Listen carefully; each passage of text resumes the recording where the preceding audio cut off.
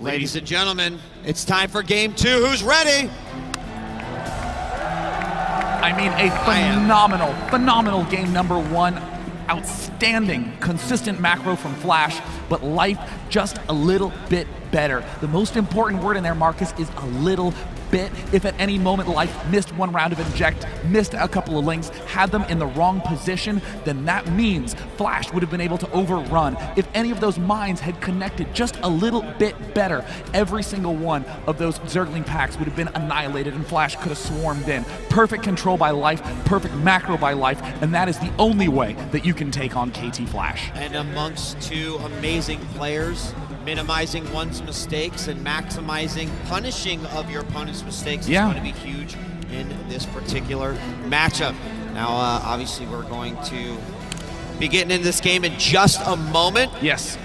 Thank you for joining us here for MLG Sunday. It's a 2013 Winter Championship, the first event of 2013 for MLG. It's been great. Thank you, everyone who came out, and of course, everyone online.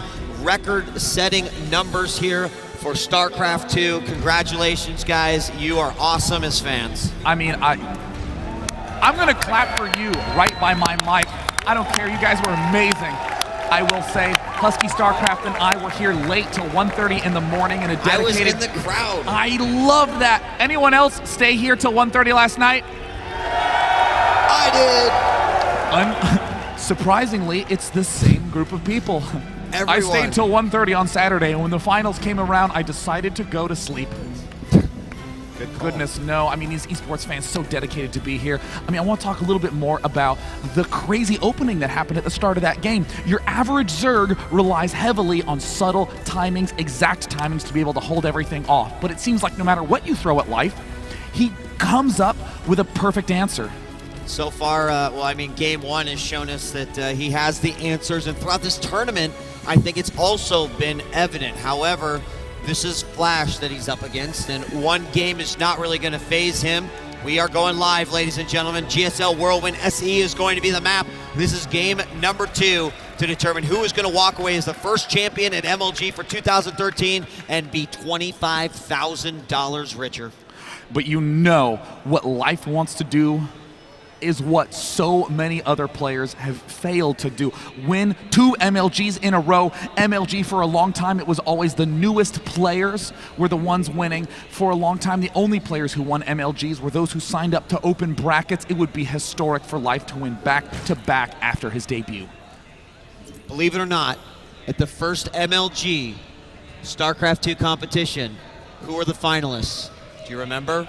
It was Kiwi Kaki and Huck in 2010, right. MLG Raleigh. Here we are, 2013. Your finalists are Life and Flash. Let's introduce these players in the southwest position as the Red Zerg. Give it up for StarTail Life.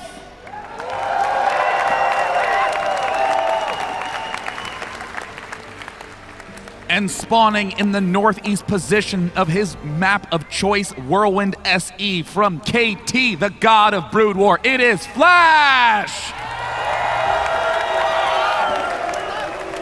And once again, we see Life comfortable with this opening, dropping the pool, seeing if he can get the damage. Of course, this is Whirlwind. This map is huge. And I have to ask you about this, Sean, because if you look at what transpired in the previous game, we had the situation where Flash, of course, found the natural rather quickly, was able to block with the engineering bay, and then, of course, adjust his build accordingly. But this is Whirlwind.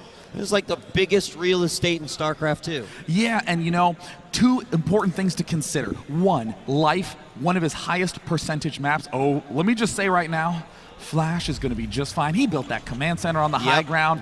Not going to take a risk. Life, 10 pools on this map.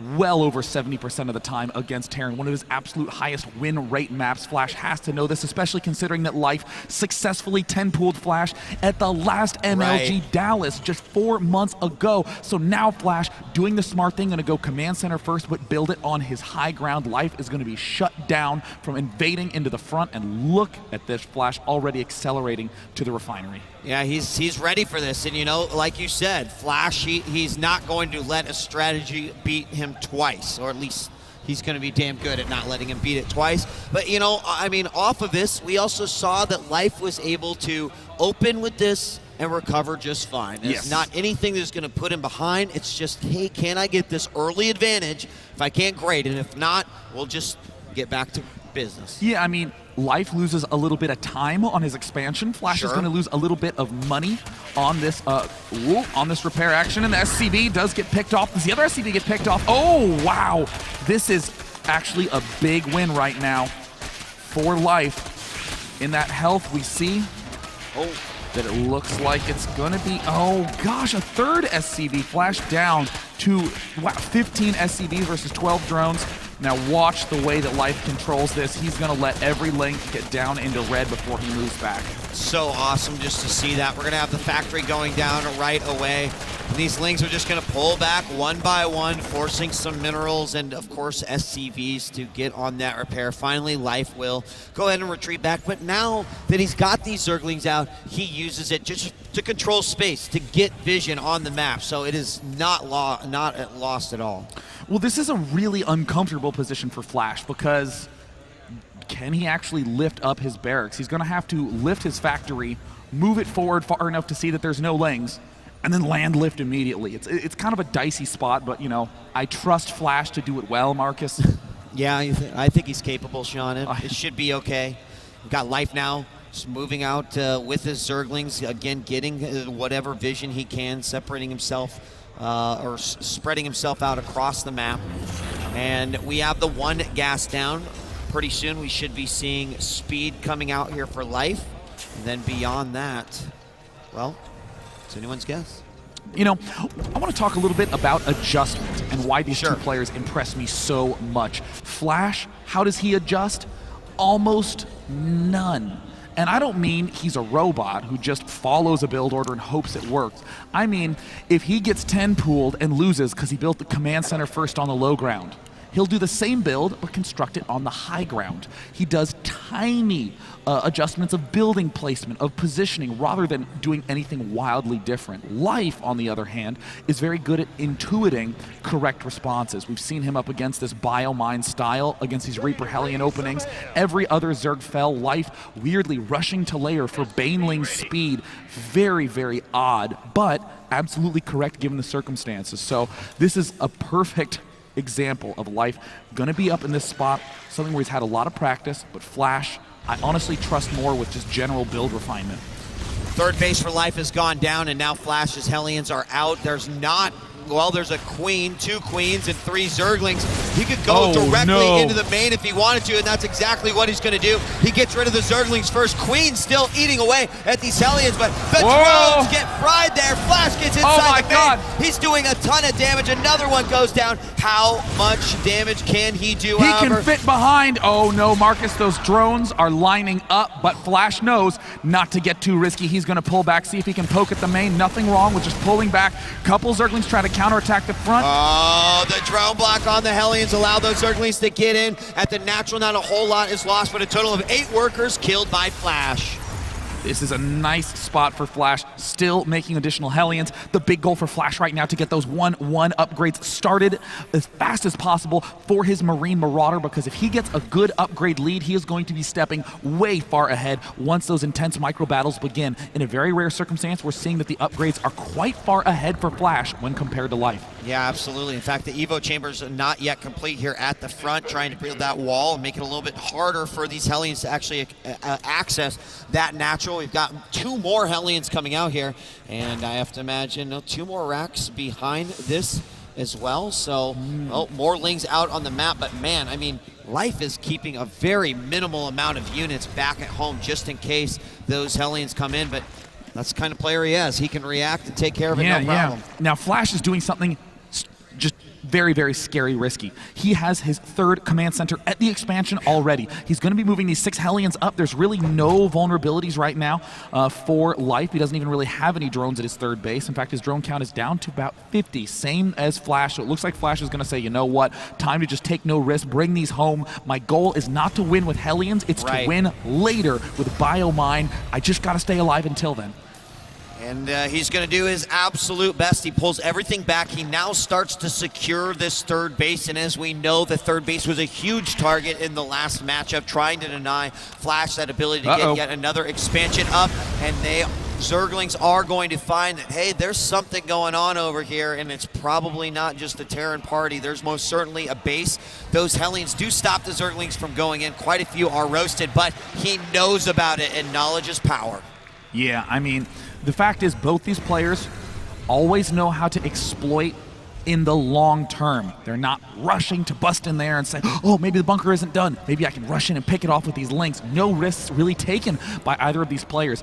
Kind of in a contrast to last game, we see the Spire going down as fast as life really possibly can. Before he was delaying. Right.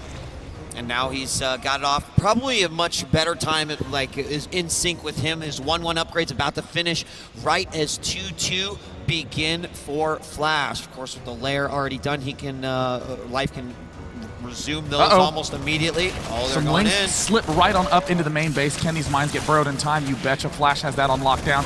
Couple of Zerglings engage these Marines. 2 Marines will fall. But you know, Marcus, I want to point something out. Flash is using these supply depots to wall off at his third base, but he's not building extra supply depots. There's a supply depots he needs to build anyways. Now it looks like we're seeing life have to construct a defense. Spire isn't done yet. No, it's not, and we do see Life trying to separate his army to make sure that he can get some sort of surround on this little force that is moving forward, but his Flash decides, I don't want to attack right there, I want to attack up here at this third, and Life is going to have to rotate his entire army around. The Paling! It does detonate, but the Hellions take a majority of that damage. And now it looks like a simple surround from the backside. The mines do some nice damage to those Zerglings, but once again, Life is alive and well, but the real danger is that huge pack of Marine Marauder in the middle of the map, heading down. Single Marine for Flash monitoring the third, and it looks like now that the mines are recharging, Flash is moving up to the left Expo again. Just going back in, mutas are there, and he does manage to take out that Spine Crawler. Should be another big hit on these Zerglings. A gigantic connection. And meanwhile, dropping the main, it's going in. 2 medevacs, fully filled Marine, a single Marauder. Actually, that might be a mine. Yes, it's a Marauder. He's going to go in here. This should do a ton of damage. Here's the reaction, but only a handful of Zerglings coming in for Life. Hero Widow Mine in the north, 23 kills, the drop at the back, Life tumbling in supply. Flash maintains a convincing lead at 160 food, 2-2 upgrades almost done. The pool, Marcus, the pool, it's at half health, it's at quarter health. He's desperate to save it, and it falls. Oh, right now, all he can really make is mutas at this point, and we see Life going for ventral sacks as well. He had the idea to go in for drop. Meanwhile, GG! Flash ties it up. 1-1, the aggression is too much, and Life is forced out of the game. Flash put everything that he had there at the third, but really, it was just a distraction. So he could get that double medevac drop into the main base. Killing that pool is such a crippling blow. Like, Life is on crutches, and Flash just kicks both of them out from him. Life has nothing left. You know, it was a funny contrast between last game and this one. Last game, Flash seems to come out all clever, blocking with the engineering bay, walling himself in with the barracks, and delaying his own expansion. This game, Flash said, I have my build order, I'm gonna stick to it. And what did we see? With almost no confrontations, Flash leapt ahead, 40 supply, almost immediately. And like we were saying in game 1, it took perfect control to avoid those mines. It took perfect macro to keep up with Flash. This game, 1 mine connection kills 23 Zerglings in a single blow, and that was lights out for Life. And I love what you were saying about Flash being so patient, waiting for the Widow Mines to reload. Yes, you can force the fight right there, but if you can get that one solid connect, whether it was on his Mutalisk or the Lings, it was going to allow him to really start to overrun that base. It's exactly what happened, and then the drop in the main was just too much. I'm not sure what our next map is going to be. Of course, it's Life selection, but either way, this is a hell of a way to kick off the finals of the Winter Championship.